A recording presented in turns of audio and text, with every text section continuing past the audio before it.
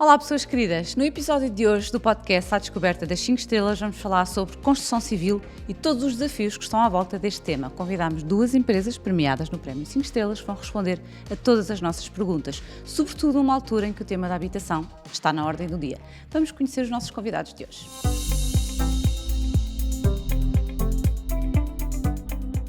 No episódio de hoje tenho como convidados o João Carvalho da Melam. Olá João, muito bem-vindo.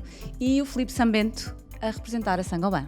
Muito bem-vindos aos dois, muito obrigada por estarem connosco. Parabéns pelos vossos prémios, 5 estrelas. É um orgulho estarem aqui a representar as vossas marcas. Eu ia começar exatamente por aí.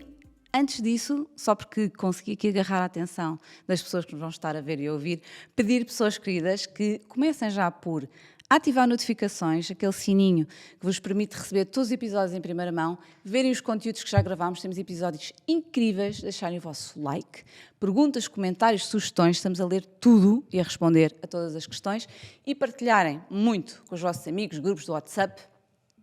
Agora sim, a primeira pergunta. Eu tenho curiosidade em perceber, para os dois, como é que surgiu a Melam para responder a que necessidades? O que é que nos pode contar sobre a vossa empresa, João? A Melam surgiu em 2010, surgiu no seio do grupo Remax e precisamente com o objetivo de profissionalizar um mercado que ainda hoje tem muito caminho para percorrer para ser profissionalizado, que é o mercado das obras. Não estou a falar do mercado da construção civil, como nós o conhecemos, mas, efetivamente, o mercado das obras em casa, das pequenas reparações às grandes remodelações que precisamos fazer em nossa casa. Portanto, em 2010 percebemos que havia uma oportunidade muito grande, que era um mercado que tinha muito para crescer, que tinha muitos players e muitos players dispersos e que não havia, de facto, uma marca ou uma organização que tentasse, no fundo, dar regras e organizar mais o mercado. Portanto, foi num contexto de crise que apareceu a Melam. E tantas vezes, e conhecemos tantas empresas que em contextos de crise agarram isso como uma oportunidade, não é? Sim. Não como um problema, mas como uma oportunidade, e a partir daí tornam-se empresas, fazem um caminho que sabemos que tem altos e baixos, não é? Não é tudo a direito, não é?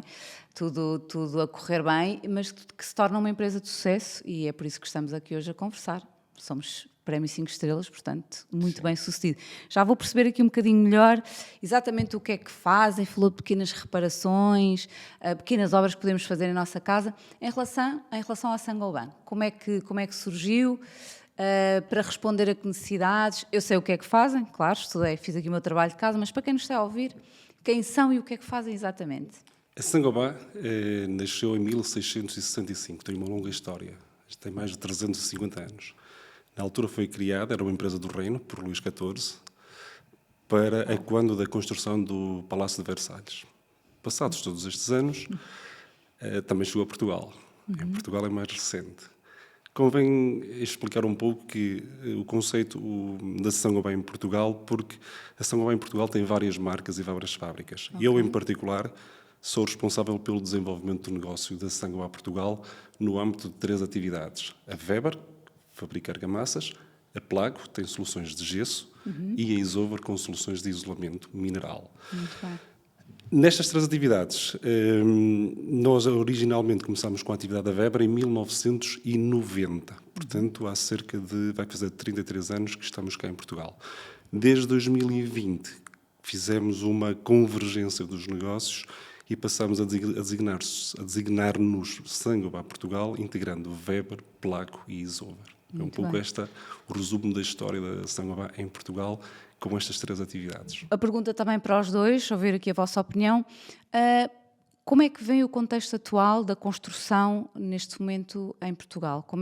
Em que ponto é que nós estamos? Tivemos aqui uma pandemia, tenho nas minhas notas que é um setor que praticamente não foi afetado, corrijam-me se eu estiver errada, que vocês é que são os experts, mas como é que estamos neste momento? Qual é o cenário atual? Sim, aliás, a pandemia funcionou ou teve um efeito inverso aos outros negócios, como por exemplo foi o do turismo, que foi muito afetado. Porquê? Porque criou e gerou no mercado novas necessidades.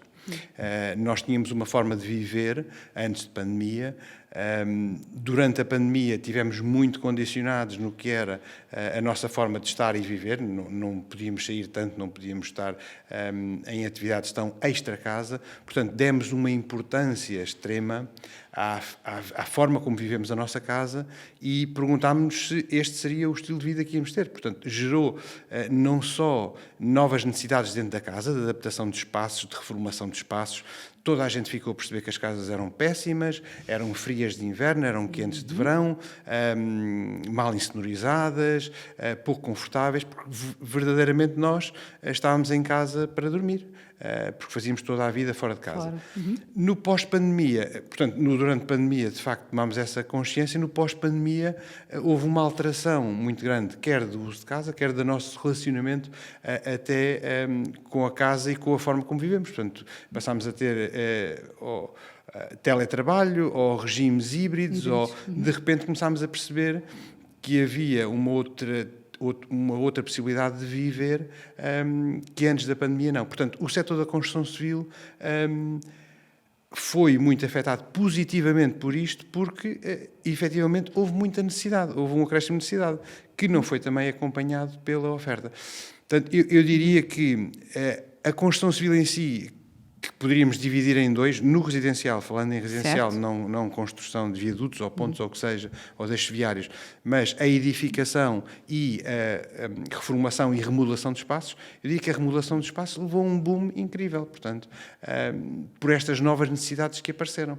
E necessidades que são de intervenção rápida, ou seja, pessoas que venderam a casa, trocaram por outra casa que precisava de obras, pessoas que ficaram na mesma casa, mas precisavam dar novo uso à casa, para terem um espaço de trabalho, por exemplo. um escritório, exatamente, para terem mais conforto para os filhos, ou separação da área de filhos e de trabalho. Portanto, houve aqui um conjunto de situações que nós, felizmente, fomos beneficiados e não podemos nos queixar da pandemia, obviamente. E no cenário atual,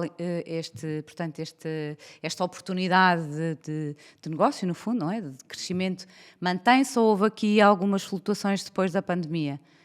Eu diria que nós hoje temos um problema, para além do problema que temos e que é muito discutido de forma ampla na sociedade civil, que é há poucas casas, não é? Há déficit de habitação, porque nós parámos de construir, há muito tempo parámos de construir, e o parque habitacional nem é em quantidade nem em adequação responde às necessidades que nós temos. Mas a construção tem um outro problema, porque demora tempo, não é? Portanto, ao passo que nós, na Mellam, fazemos uma obra demorada para nós, são 3 meses, a construção de um edifício, o licenciamento, estamos a falar de 3 anos. Portanto, as dinâmicas são diferentes. Nós estamos numa dinâmica rápida e acelerada da construção, que é a remodelação de imóveis. Exatamente. Portanto, não podemos comparar sequer, porque não é comparável, não dá para comparar. Em relação à Saint-Gobain, como é que sentiram como é que vem o mercado, o cenário atual, como é que foi aqui durante a pandemia? Sim, o João acabou por referir a maior parte dos pontos que são comuns connosco. E, efetivamente, eu penso que ninguém, quando chegou a pandemia, pensou que o setor da construção iria ter desempenho e a performance e a resiliência que teve. Eu diria mesmo que foram anos de desempenho histórico. Mesmo 2022 foi um ano de vários recordes. Nós passámos a estar mais tempo dentro de casa. Uma casa com varandas passou a ter muito mais valor do que uma casa sem varandas, por exemplo. Que se calhar ninguém se lembrava disto antes da pandemia.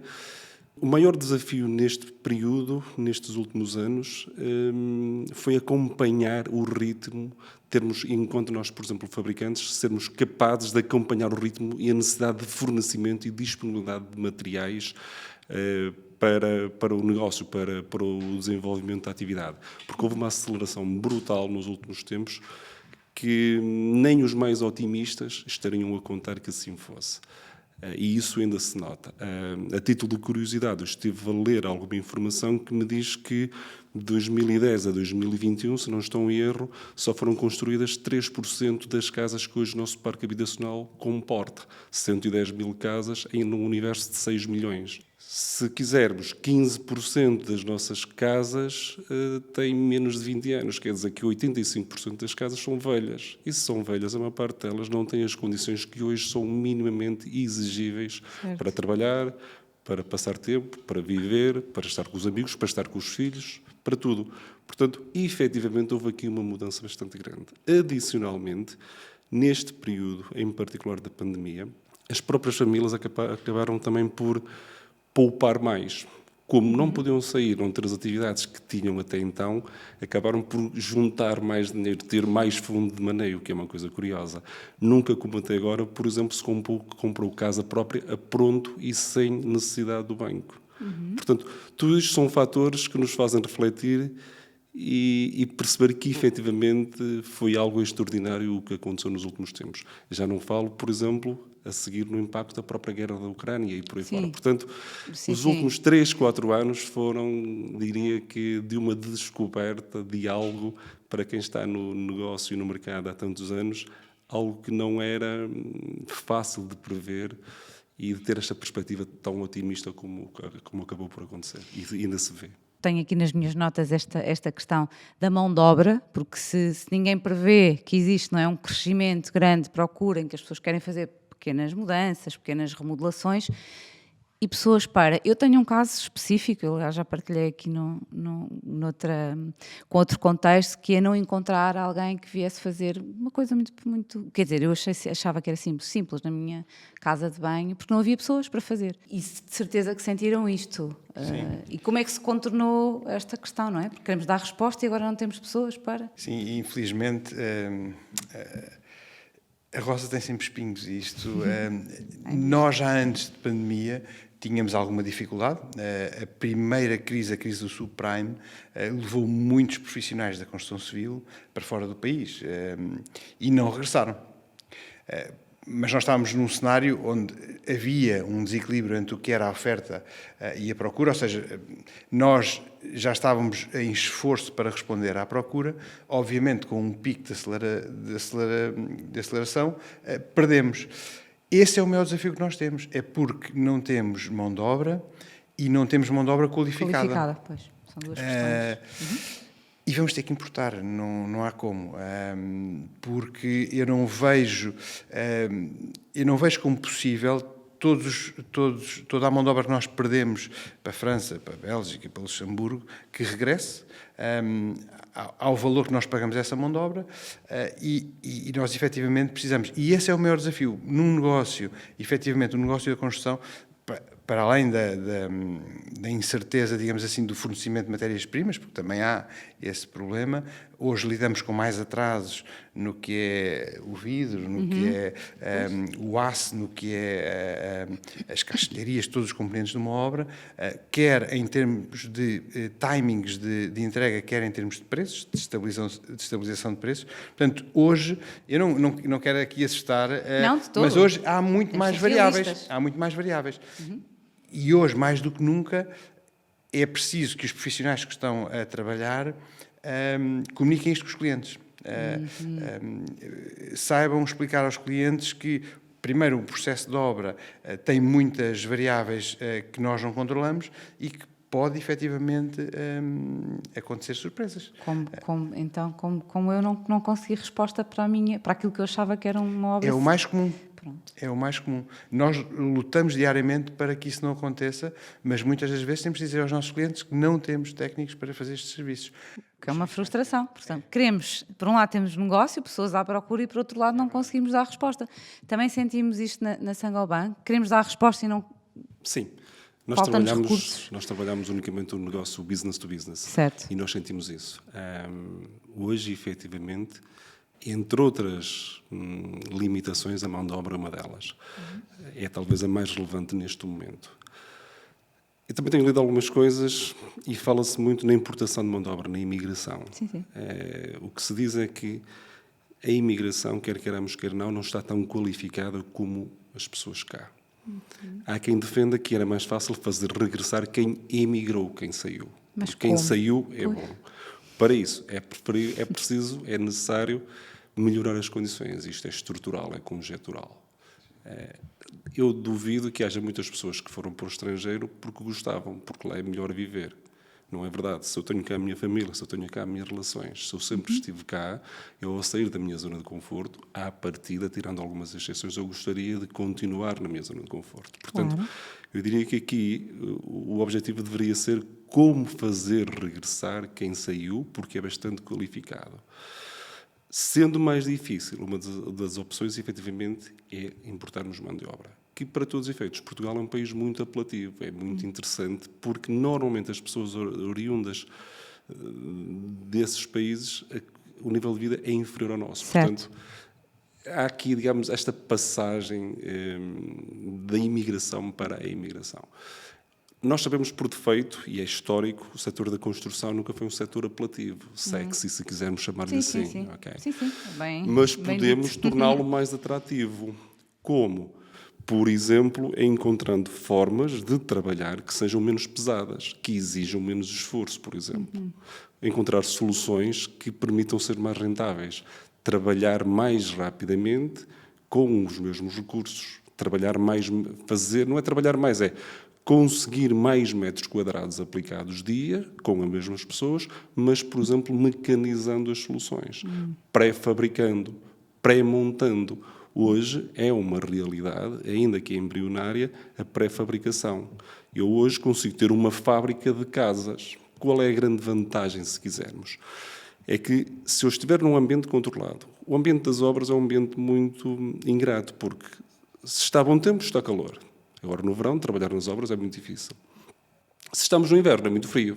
Já não falo para o desempenho dos materiais, é para o desempenho das pessoas. Há chuva, há o frio, levantar-se de madrugada e é noite, chega a casa e é noite, e por aí fora. Hoje, por exemplo, já é possível parte das soluções serem pré-montadas numa fábrica em que as pessoas trabalham como se fosse noutra atividade e é mais confortável, é mais rentável. As pessoas têm mais qualidade de vida. E esse, por exemplo, pode ser um dos caminhos, entre outros. Mas aqui o objetivo será mesmo tornar o trabalho e o setor da construção mais apelativo, inclusive para os jovens. Porquê? Porque não há mão de obra. A taxa de desemprego é baixa, é óbvio. Nós sabemos que o setor da construção, mesmo assim, foi buscar uma parcela de profissionais a outros setores de atividade que, sim, esses foram muito afetados pela pandemia. Hotelaria e companhia. Verdade. O que é que as pessoas passaram a fazer? Se não podiam trabalhar nessa área, tinham que fazer outra coisa. E, normalmente, apesar de tudo, a construção paga um pouco mais. Portanto, apesar de ser mais duro, também tem mais retorno, desde que as pessoas também estejam dispostas a sacrificar-se um pouco mais. Portanto, eu diria que isto é um tema que dava, se calhar, para falarmos horas à volta dele. Eu sobre isto até aproveito e eu acho que é uma questão-chave tornar este setor, ou ter mais sex appeal neste setor.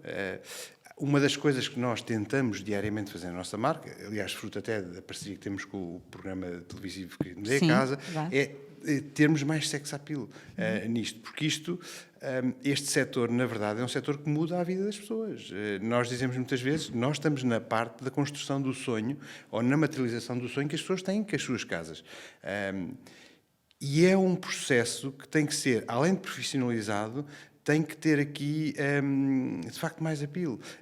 Nós ficamos muito orgulhosos na nossa rede por termos hoje, à frente de empresas de construção civil, muitas mulheres, e muitas mulheres jovens, que estão a trazer para este setor outro apelo do que nós pensamos quando o tema é a construção civil. Sim. Obviamente que a jornada da construção civil e a jornada de uma remodelação de uma casa é difícil, mas irmos ao dentista também é difícil, e vamos. E vimos melhores, e vimos mais felizes. E uma pessoa, quando faz uma obra, passa por um processo e por uma viagem difícil, de desgaste, de problemas, de surpresas, mas depois, no fim, tem a satisfação de ter o seu sonho cumprido. E é isso que nós temos que fazer. Vamos continuar aqui a conversar, só deixar aqui uma nota para quem nos está a ver e ouvir. Aproveitem e partilhem com os vossos contactos, com os vossos grupos de WhatsApp, as vossas redes sociais. E muito importante, deixem o vosso like, pessoas. Comentários, sugestões, perguntas, o que quiserem, partilhem, deixem o vosso amor e subscrevam. E ativem notificações para receberem todos os episódios em primeira mão. Voltamos aqui à nossa conversa, aos nossos convidados. Significa o quê? Que esta é uma excelente oportunidade para as empresas como a Mellam, não é? Fazer pequenas reparações, pequenas obras, de dar aqui um boost de crescimento. Está certo? Está certíssimo. Esta é uma excelente oportunidade. É uma excelente oportunidade em termos de negócio. O negócio tem vindo a crescer. Acreditamos que esta tendência de crescimento não é uma moda, portanto, é consistente. E depois, quando nós temos um negócio, de facto, em que a procura é o dobro ou o triplo do que a capacidade, portanto, estamos num excelente negócio, onde a única barreira que temos que vencer é, de facto, a dificuldade, que falámos um bocadinho há pouco, de termos profissionais para trabalhar. Porque, efetivamente, clientes há. E há muitos clientes que não têm as suas necessidades resolvidas, os seus problemas em casa resolvidos. Eu já não diria para uma pequena reparação, mas para uma remodelação geral, que é onde a Mellam se insere. Portanto, o nosso propósito, efetivamente, é entrar numa casa e fazer a reabilitação geral. Portanto, castelharia, vidros, pavimentos, revestimentos, canalizações, eletricidade, tudo isto. Esse é o nosso foco das nossas equipas e, efetivamente, o mercado é muito bom. Portanto, eu diria que esta é uma oportunidade gigantesca para os profissionais deste setor crescerem os seus negócios, mas de forma profissional, e há muita coisa para se fazer neste setor, para se comunicar muito bem com o cliente, porque, efetivamente, como falámos há pouco, o tempo de hoje é muito mais incerto do que antes de pandemia, porque foi a pandemia, depois foi a guerra, depois é a questão da inflação, depois é a questão da falta de mão de obra, portanto, há aqui muito mais variáveis com que não tínhamos antes da pandemia. E que é preciso lidar, e que é preciso lidar com elas. E no caso da Saint-Gobain, é também um momento-chave para fazer para a reabilitação, não é? Estávamos há bocadinho a falar aqui até em off do que é que se passa no momento atual. É também uma excelente oportunidade. Sim, nós Saint-Gobain temos uma oferta de produtos quer para obra nova, quer para renovação ou reabilitação de edifícios. Nos últimos anos, a reabilitação tem tido um papel preponderante. Houve anos, inclusive, que já suplantava o valor da obra nova. As coisas agora estarão novamente equilibradas, com mais valor para a obra nova. Em 2021, a reabilitação de edifícios valia cerca de 41% do negócio total, digamos assim. Contudo, é uma parte muito importante do negócio e também muito desafiante. Porquê? Porque isso também obriga-nos a nós, enquanto fabricantes, enquanto fornecedores de soluções, perceber que, por vezes, os nossos produtos também podem ter que ser adaptados ou desenvolvidos, tendo em conta essa particularidade de empreitadas. Porquê? Porque, por exemplo, um suporte antigo é menos robusto do que um suporte novo. Podem entrar argamassas à base de cal em vez de argamassas cimentícias. A própria construção ligeira, a aplicação de placas de gesso, pode ser muito mais interessante também em reabilitação do que projeção de materiais. Inclusive, se quisermos, mesmo em reabilitação e alteração até da função dos edifícios, mais uma vez, eu posso levar elementos pré-fabricados para aplicar no edifício. Eu posso hoje ter uma fachada pré-feita para aplicar num edifício. Isso também pode ser aplicável à reabilitação. Além disso, e mesmo para os profissionais que trabalham na área, para os instaladores, para os construtores, é muito interessante porque o próprio retorno, à partida, será superior ou pode ser do que na obra nova, porque cada caso é um caso, cada orçamento é um orçamento. Não há um desafio igual numa obra de reabilitação, cada uma tem as suas particularidades. Agora, também exige, se quisermos, um pouco mais ainda de profissionalização, de experiência, de conhecimento para perceber como é que tudo se encaixa de uma forma harmoniosa. Além disso, o setor da renovação, da reabilitação também é bastante apelativo, porque, por exemplo, não padece dos timings que há bocado o João falou, que é preciso esperar X anos ou meses para obter uma licença. Não.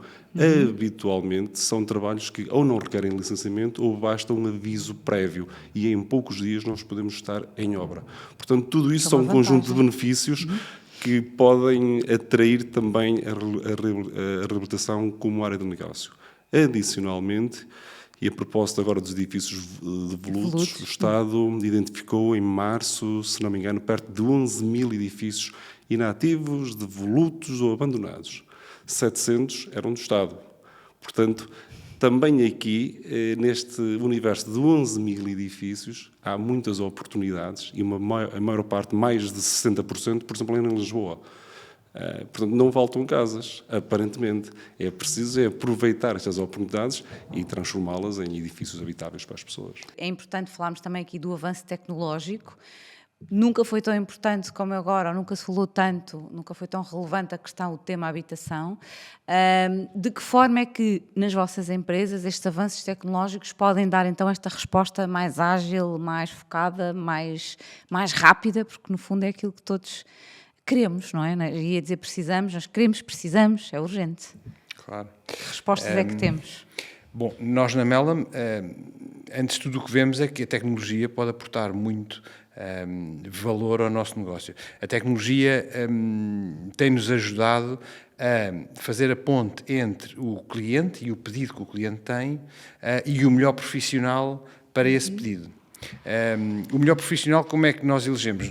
Obviamente que pelo tipo de obra que o cliente precisa, portanto, não é a mesma coisa um cliente que nos liga ou nos coloca um pedido online para reparar uma tomada do que um cliente que quer fazer a reabilitação de um prédio, portanto, e nós temos que adequar no fundo, as especialidades da construção civil, se quisermos dizer assim, ou a dimensão da obra à melhor unidade que temos para responder a isso, mas também dar alguma tecnologia aos clientes.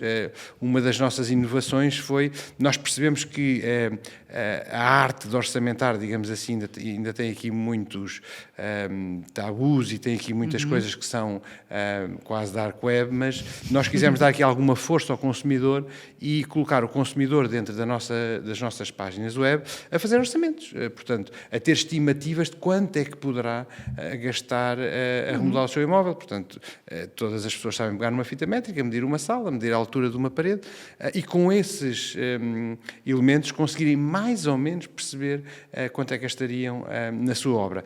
Tudo isto é dar poder ao consumidor para que depois o consumidor possa passar para a fase seguinte, que é, então vamos consultar o profissional para validar se o que eu fiz está correto ou não e se isto será este preço ou não. Porque, efetivamente, nós na construção civil temos muitas incógnitas e muitas variáveis, mas eu diria que a pintura de metro quadrado é pintura de metro quadrado. Obviamente que o suporte às vezes não é o mesmo, mas tem que obedecer a uma lógica de quantidade. E é isso que nós tentamos colocar nas mãos do consumidor. Portanto, eu diria que na Melam vamos sempre procurar investir na tecnologia mais para ajudar o consumidor do que propriamente o profissional da construção civil. Depois, com certeza, o profissional da construção civil há de ter os avanços tecnológicos mais nas matérias-primas e mais nas ferramentas que utiliza, mas isto será provavelmente melhor respondido. Passar aqui para o Filipe, mas sim, ou seja, dar aqui ferramentas ao particular, não é? No meu caso, se eu quisesse agora fazer aqui, entrava no site rapidamente, fazia aqui ia buscar a fita métrica, o que é que eu preciso fazer? Uma simulação. Sim. Tenho uma ideia, então agora vou pedir aqui ajuda. O que é que temos de avanços tecnológicos? Passando a bola para o Filipe. É assim, a Saint-Gobain, como disse há pouco, já tem mais de 350 anos. Nasceu por causa do vidro. Na altura eu referi para o Palácio de Versalhes, não falei do vidro, mas ainda hoje é associada muito ao vidro, à atividade do vidro. Mas a título de curiosidade posso dizer-vos que a Saint-Gobain é uma das 100 empresas mais inovadoras do mundo. Desde 2011 e pelo menos durante 10 anos consecutivos manteve sempre esse estatuto. Por exemplo, lançou mais de 4.000 patentes. Portanto, estamos a falar de uma empresa com história, mas altamente inovadora e muito sempre, digamos, eu não diria à frente do seu tempo, mas sempre com os olhos postos no futuro. Isso também passa pelas soluções que lança para o mercado, mas também para os serviços e pela forma de aplicação das soluções. O Webercol Flex Leve, por exemplo, é um cimento de cola que nós lançamos, que leva na sua composição 30% de material reciclado. A maior parte é borracha de pneu, que é algo, digamos assim, aparentemente fora da caixa, fora do contexto, e que permite esse produto fazer o quê? Desde logo, duplicar o seu rendimento. Ou seja, habitualmente um saco de cimento de cola tem 25 kg e imaginemos cola 5 metros quadrados de cerâmica, ou 6 metros quadrados de cerâmica. Eu consigo colar essa área agora só com 12,5 kg. Portanto, isto é bom para todos em toda a cadeia do valor, desde a parte da produção até à parte da aplicação e do uso. Por exemplo, e sendo para nós o tema da sustentabilidade, da circularidade, algo muito importante e que está cada vez mais no nosso ADN e no nosso propósito, repare que quer dizer que uma empresa que, ao usar este cimento cola, basta-lhe levar metade da quantidade habitual, ou se levar a mesma quantidade, consegue fazer o dobro da área aplicada.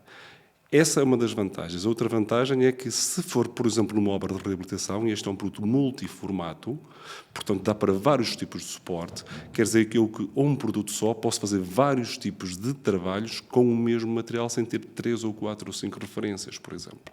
Imaginemos ainda numa obra de reabilitação, num edifício antigo sem elevador. É mais fácil para o trabalhador levar um saco de 12,5 kg claro. do que levar um de 25 kg. Chegar até pode levar 2 de 12,5 kg, digo eu. Mesmo para o aplicador, em termos de trabalhabilidade, não tem nada a ver. E nós conseguimos demonstrar isto através do nosso departamento do Saint-Gobain Research, que no final do dia o trabalhador está muito menos cansado, o esforço é muito menor usando materiais com esta tecnologia do que o material equivalente mais comum. Portanto, este é um dos exemplos que responde à inovação e, inclusive, à reabilitação. Gostava de terminar aqui com uma questão, João, que tem a ver com o consumidor final. Qual é a importância do consumidor final? Onde é que eu fico no meio disto tudo? Nos meus desafios, eu vou chamar assim, não vou chamar problemas, mas nos meus desafios, na procura que eu andei a fazer, onde é que eu fico? Eu diria que tem que ficar no centro. Tem que ficar no centro das preocupações de todos, dos que levam matéria-prima, dos que constroem, dos que fazem, dos que comunicam, dos que orçamentam. Mas para isso eu creio que tem que haver muito mais pedagogia neste setor do que existe hoje. Porque hoje nós estamos muito focados no antes e no depois. Tínhamos uma casa em estado miserável e de repente está fantástica e esquecemos do processo que levou até a casa ficar bem. E esse processo é um processo duro. E muitas das vezes os players que atuam neste setor são otimistas, ou seja, não fazem a pedagogia de dizer ao consumidor que o percurso, a jornada vai ser difícil. Eu diria que hoje é fundamental nós conhecermos bem a empresa com quem vamos trabalhar, nós enquanto consumidores, porque eu também faço obras, e eu quero conhecer a empresa que me vai fazer as obras, quero ver obras que essa empresa fez, quero falar com clientes satisfeitos, mas quero perceber qual é a dor que eu vou ter ao longo do processo. Um bocadinho quase como um PT, que vamos ao ginásio e queremos ficar com um corpo fantástico para o verão e ele esquece de dizer que vai doer muito. E vai haver momentos em que queremos desistir, nas obras também queremos desistir, porque o empreiteiro se atrasou, ou porque o fornecedor de matéria-prima não forneceu matéria-prima, ou porque seja o que for. Portanto, é um processo dificílimo e nós esquecemos muitas das vezes, quando eu digo nós, a minha marca também se esquece, mas trabalhamos diariamente para que não se esqueçam, de dizer ao consumidor que a jornada vai ser difícil. Portanto, é bom que ele tenha uma boa companhia na jornada, que ele tenha uma companhia que vá até ao fim com ele na jornada. Um PT, a motivá-lo, mas ao mesmo tempo a ser realista, a dizer, calma, claro, isto vai demorar a ter resultados. E depois nós temos um problema enquanto empreiteiros, que é o foco da atenção está sempre no empreiteiro. Portanto, se há uma falha de matéria-prima, é um empreiteiro. Se há um problema de um embargo de uma câmara, é um empreiteiro. Se há alguma coisa, se o canalizador ficou doente, é um empreiteiro. Portanto, eu acho que é importante nós fazermos uma pedagogia de que isto é um processo difícil. Eu tenho a certeza absoluta da próxima vez que pensar, preciso fazer isto na minha casa, ou quero fazer, vou levar com carinho todos os vossos ensinamentos e não vou dizer... culpa do empreiteiro. Muito obrigado. Parabéns pelos vossos prémios, pelas vossas empresas que estão bem representadas aqui. Muito obrigada aos dois. Obrigado. Partilhem este episódio com pessoas que têm dúvidas sobre o que é que vamos fazer, como é que vamos fazer obras. Estão aqui dois especialistas, partilharam muito bem o seu conhecimento, representaram muito bem as suas empresas. Quanto a nós, vemos na próxima semana. Partilhem massivamente os nossos episódios, são conteúdos espetaculares, aproveitem para ver tudo e deixem-nos o vosso amor, o vosso like, o vosso comentários, sugestões, perguntas, o que quiserem. Vemo-nos no próximo episódio. Um beijinho a todos e obrigada.